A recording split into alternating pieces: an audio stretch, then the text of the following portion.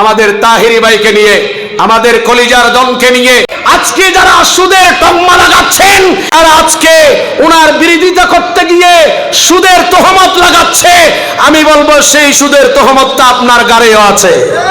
কথা বলেন ঠিক কি না? আমি যদি বলি এই দেশে এমন কোন মানুষ নাই, আজকে যে ছেলে মায়ের পেট থেকে জন্মগ্রহণ করেছে সেই ছেলের উপরে এই দেশের ঋণের বোঝা আছে। কথা বলেন ঠিক কি না? মায়ের পেট থেকে যে ছেলে ভূমিষ্ঠ হয়েছে, আমাদের বাংলাদেশ সরকার বিভিন্ন জায়গা থেকে যে লোনগুলো নিয়েছে সেই শুধু সরকারকে দেয় নাই, জনগণকে লক্ষ্য করে দিয়েছে। তাহলে ঋণের বোঝা আজকের ভূমিষ্ঠ হওয়া ছেলের কাঁধেও বলেন না আছে কি আছে না?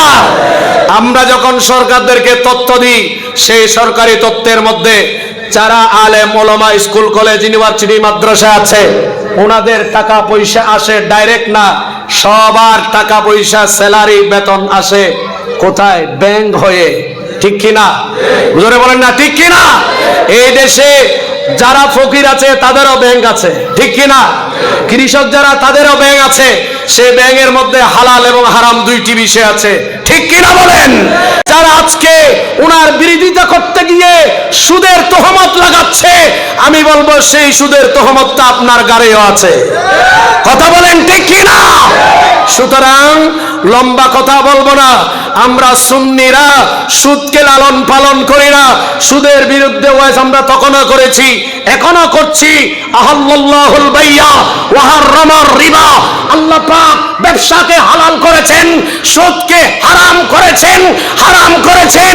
আমাদের দেশে অনেক বক্তা এখন সুদের ওয়াজ করা বন্ধ করেছে, ঠিক কিনা বলেন? আরো জোরে বলেন। আবার এইদিকে এসে আমাদের বিরুদ্ধে সুদের তহমত লাগাবেন, এটা মিথ্যা তহমত ছাড়া আর কিছু হতে পারে। আমি যে একটা হাদিস বলেছিলাম দুইটি কবরে আযাব হচ্ছে, সেখান থেকে দ্বিতীয় নাম্বার কবরটা ছিল মিথ্যা তহমত যারা দেয়, সবল করে নামগিরি যারা করে তাদের কবরে আযাব হয়। নবী ডাইরেক্ট ধরে দিয়েছেন, ঠিক কিনা বলেন? এখন আমাদের বিরুদ্ধে তাহিরি ভাই সহ সুন্নিদের বিরুদ্ধে যারা এই যে সুদ ঘুষের তকমা লাগাচ্ছে, আমাদেরকে তহমত দিচ্ছে, নিশ্চয়ই কবরে গেলে তাদের এই শাস্তি আমরা চোখে দেখতে পারবো, ঠিক কিনা?